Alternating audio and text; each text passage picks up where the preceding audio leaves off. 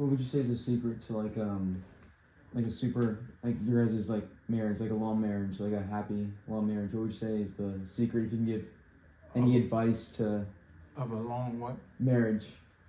Oh, I don't know. How long have you guys been married for?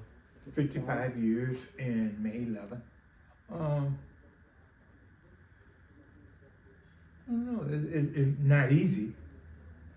I think mainly thing is respect, and always what happens right now with our marriage is that nothing is complete until I share it with my wife, good or bad. And that's what, if you call up, that's what I told her. I need her. And that's the hardest thing about knowing that she's gonna go, is that how do I share this stuff? You know, I'm ready to share this. Now I know she feels a little bit awkward being sick and she feels worse about herself. I don't think, she knows how she's looking for. I think I don't have the secret. I just don't know. Because you work at it day to day by day. That's what it is. But one thing is respect. I'm the same person, basically, except for age, I was when we got married. And she's the same person. So we didn't expect that you have to change because you married me. And she didn't expect me to change. And so I would say to both of you, whatever partner you ever wind up with for life or whatever it is, be comfortable in your skin and make sure that other person is comfortable in their skin. That they don't have to, you're not gonna put expectation on them in order to be part of your life. And I have it with Jan. We've had down and out fights. Oh God, have we had some fights. Oh. But leaving was never a choice. Why? Why do you say that? Well, that's what it is. That we made a commitment. We're gonna stick with it. That's what me and my wife, us. That's what it was. We made the commitment. We're gonna stick with it.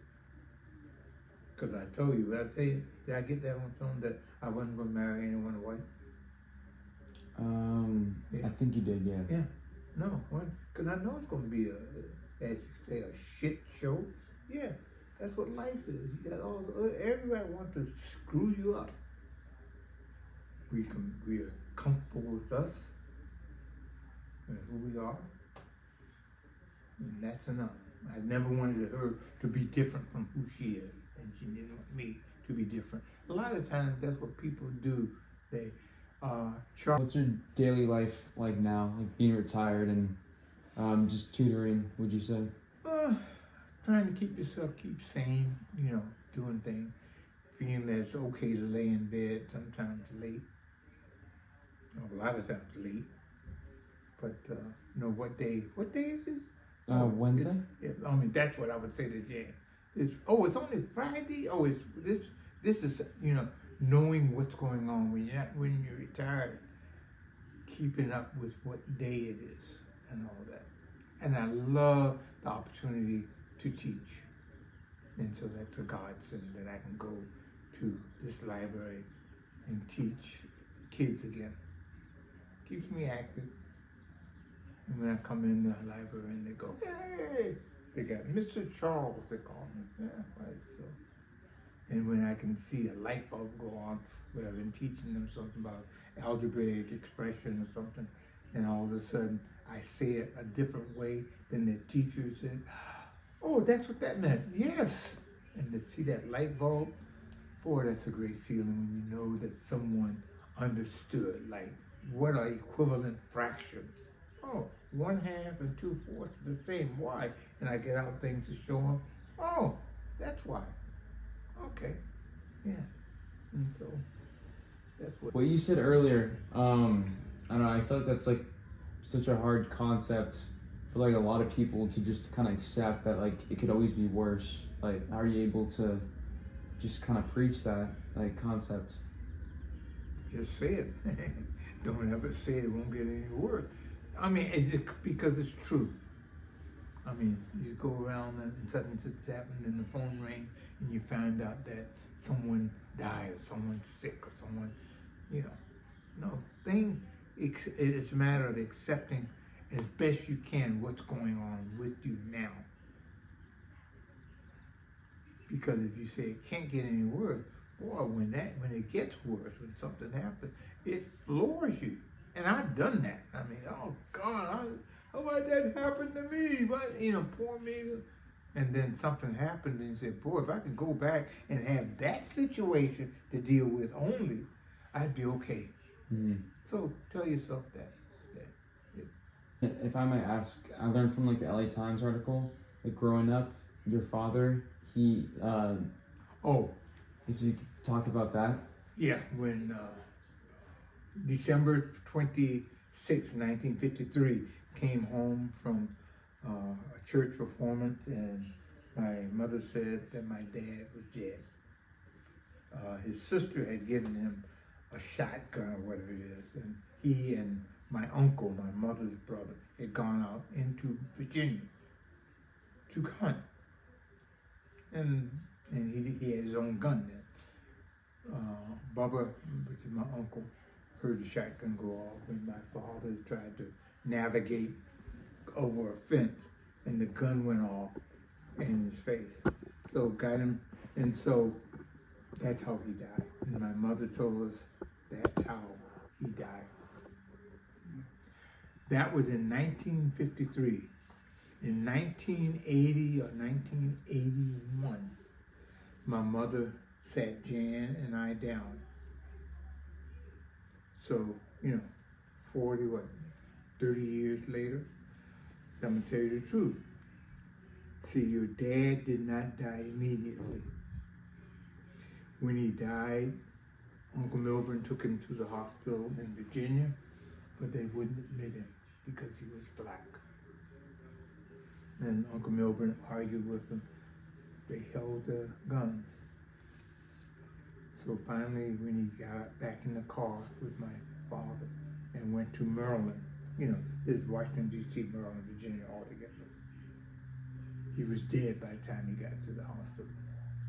But they decided that we didn't want our kids growing up hating white people. It would be better for us to say that he died in a hunting accident and he died right away. Because nothing else would have been served by saying. And so say, hey, I got a white wife. What difference would that have made to me? I hope to say no, it wouldn't make any difference. But I think back to my mother. She was a strong lady. She lost her husband, and he's leaving. She's left with 5 kids, and she has enough in who she is to say, I'm going to preserve the future for my kids, but they won't have to have this unfettered hatred for people that represent the people that let my husband die. She had enough to know that. Now, my mother grew up in Washington, D.C. In South Carolina, grew up in South Carolina. During her lifetime, she saw a lot go on. She had 2 uncles. They had to go cut one uncle out of a tree who'd been lynched. Next door neighbor to them was dumped on their porch after being tarred and feathered. Those are just 2 things I know in her lifetime that she went through. And I'm saying, why? Because she was black. They were black. Now, if my mother, having gone through all of that shit about lynching and tar and feather, can have something in her at the time, her lowest point, where her husband is taken away from her, can remember that it's important to believe in people and not have hate, measuring you or leading you. If my mother has that kind of strength with what she has gone through, I can be okay. And so that's a lot of things, yeah, that was a big thing. Yeah. But and we again, she held that until 1981, about a year or so before we moved to California. So where did she find that kind of strength to hold that back? There's all this shit going on in the world. And she was 35. Imagine, 35 at the time, or 34. My dad was 35 when he died. Can you imagine starting off her life, have 5 kids, and losing her husband? So that was, that's been, as I think about it, I'll come up with things that I'll remember, things that helped me be strong, because my mother evidently was a strong woman. Because a boy at 35 to find out that your husband is dead because someone wouldn't allow him in the hospital. So it was important when the state that put Obama in the White House was Virginia. And I remember when saying, the state that said, hey, Virginia, Obama, and he won the presidency. I said, isn't that something? That state put him as the president. And that's a state that denied my father treatment. Do you still have like a bit of resentment, would you say? Do I? Yeah. No. How come? It wouldn't do any good. I mean, take care of the things you can take care of. And that prayer of serenity, to know the difference, there's nothing I can do. And that would have hurt me. My kids, I got too much responsibility. You never picked that up from me, did you? Right? At school? Did I ever appear to be a bitter person? Never. No.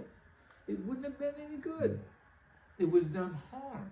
My kids right now, 4 kids, 11 grandkids, they don't get that from me. They get positive. And so, no. And I go in every year, Pegasus, I go and talk to the 8th graders after they read To Kill a Mockingbird. The English teacher calls me and asks me to come in and talk to all of the 8th graders, so they know they can put a face to it, because most of them know me as a positive person. Now again, I've gotten to the point where the only people that know me now, I've been gone 5 years, so it's dwindled. But initially when we started, everyone knew me at the school. Okay. How did that phrase come into existence? The character is what you're doing. What you are, yeah. How did it come? I just started thinking that, and it's more important now because you're always under the gun. People look at what in the news right now. People have cameras all the time. But I'm saying, if you act as though someone's around, does that change you? Yeah, it changes me. I'll act differently if I know I'm being watched. You will be. Even the best person is under scrutiny a little bit because someone's watching you. When you're alone, do the same thing. Act like you act when no one is watching. When no one's watching. And so character is how you are when no one's watching you. Because if you can only do well when someone is paying attention to you, you don't have too much character. And so that's how that came about. Where did it come from? I don't know. Mm-hmm. It just came. It came. And is it hard for you with your wife's diagnosis? Sure. Very hard. Very hard. Yeah. Because you don't talk about death. How often have you sat with your parents and talked about if they die, what's going to happen? I try not to think about it. Huh? I try not to think about it. Yes. But when we found that out, the September 26th is when we found that out. All the kids, my daughter in Texas, they had her come up, and we sat. Tony sat here, Charlie sat there, Jan and I sat there, Susan and Christine, and we talked about it. We all know we're gonna die. We've never been given a thing that a year from now, mom's gonna be gone. So we talked about the hard hard stuff, the hardware, like where the form for bank accounts and insurance papers and wills and stuff like that, the nickels and dimes of that. And then we talked about how we feel. Because they had heard me say, I don't want to live. I won't live if mom's gone. And they said, Dad, you can't say that because you got too much to live for. And that's Charlie sat there and said, that's unfair to me. That's unfair to us having you say that because we're still here. And I said, thank you for saying that. So I had to revamp that because I always thought that mom would go, take me, I'll run out in the street and let a truck run over me because I don't want to live anymore. That's how I felt. And sometimes I feel that way too. I'm not going to live without her. But it's been hard. But I try to be positive. How do you remain? I mean, you always come across positive, even I feel like you're always positive. What's the secret to it? I don't know. I swear I don't know. I think it's just a choice, or you think people can just choose to be positive? I think you can. Yeah. You have a certain thing that will hit you. There are times when it strikes me. Different things will occur. Like the booklet on the cruises. We won't go on the cruise again. We went, but I'm old. How many times I'm going on the cruise? I'm 83 almost. That show was playing out anyway. But to know that there's certain things we won't be able to do. But how fortunate am I? On Sunday, I watched my granddaughter playing basketball. We watched all of them play baseball and something. I've lived that way. There are a lot of people who don't have that opportunity because their kids haven't developed in the thing. My daughter runs through the door, my granddaughter, Papa, she got a kindness award. That was the most important thing that she came in. With that, she came in. Look, a kindness award. Hey, to me, I said, hey, she picked that up. I say, be kind. So I've had the opportunity to live with all 4 of my kids and all the grandkids and they all want to be together. They all want to come and have fun. And so that's it. So, I don't have the answers. I try to act where I know it. It's hard. But you try to do the best. And there's times when it's hard. And being sick as well, how are you managing, would you say? With what? Being sick as well. I'm doing all right. I went to the doctor Monday. No, what's the day? Wednesday, I think. Is it Wednesday? Yeah, last Monday. Yeah. This Monday. It's 2 days ago. And my numbers are good. I have, sometimes Jan will see me go, argh, because myeloma is in the joints of the bones. And sometimes I'll get pain. Sometimes in my foot it comes up, sometimes on my neck and my back. But that and then my prostate cancer, that's under good care right now. My PSA is down. So I'm doing well. And I can't afford to talk about me. Because Jan, I have not been given a death sentence that I know about her. Jan has been. Doctor told her with the chemo, like 3 to 6 months now. And so, and that's hard. But being negative won't help everything. Not only that, when I'm positive, it helps her a little bit. I think. And it helps my kids, because they don't want dad dying while walking around. What it say, dead man walking. They want us to live and feel good while we're doing it. Okay. Last question. Yeah. Who is Coach Tyler? How would you summarize yourself up? Ooh.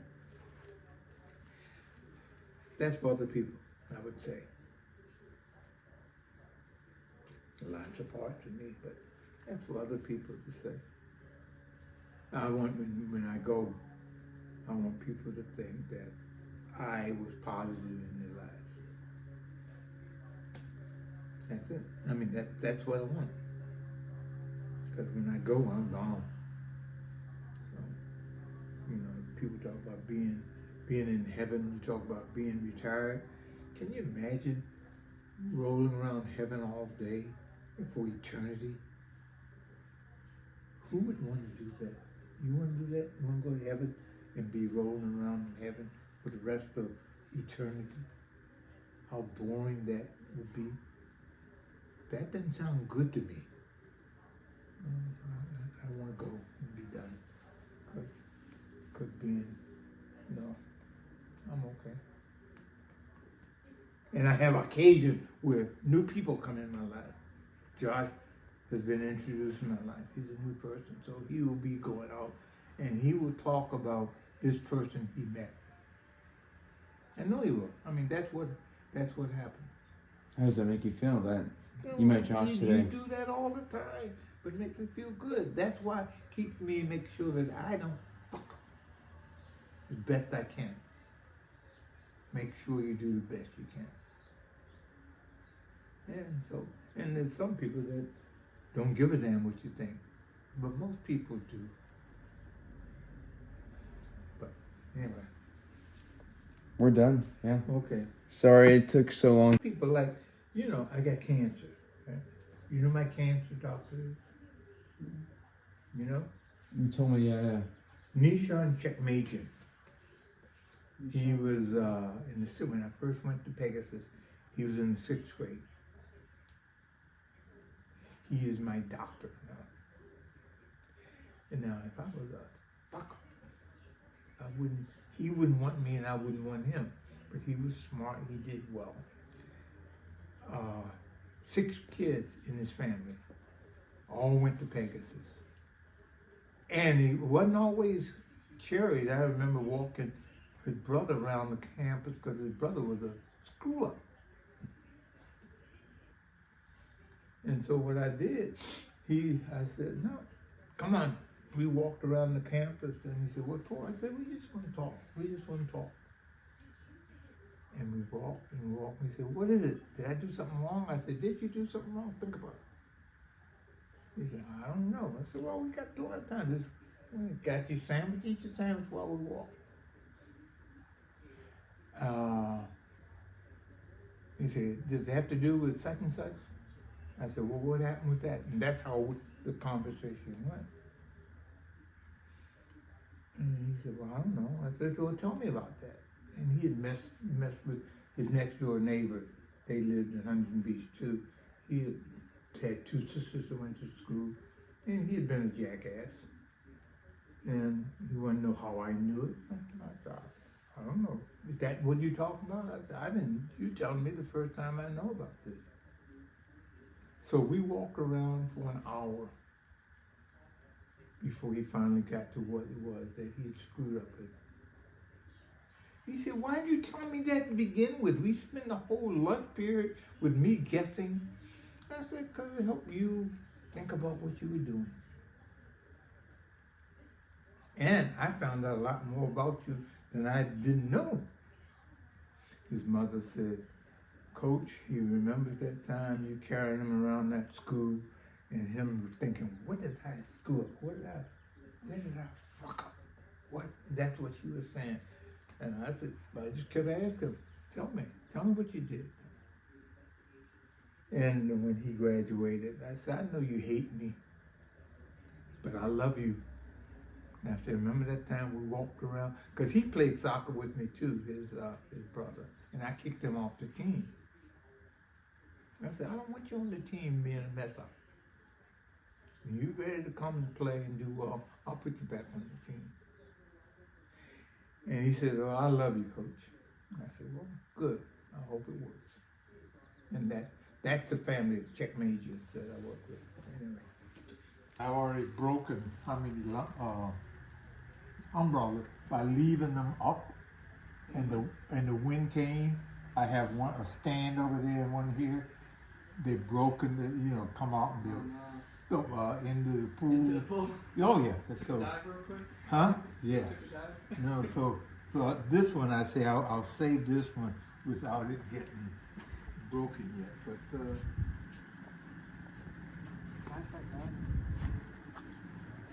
Here for 55 years. I cook the hams and so forth. But this, for Easter, we're going to go over to my son. And just have a ham. Just got a new grill. It's tied into gas, so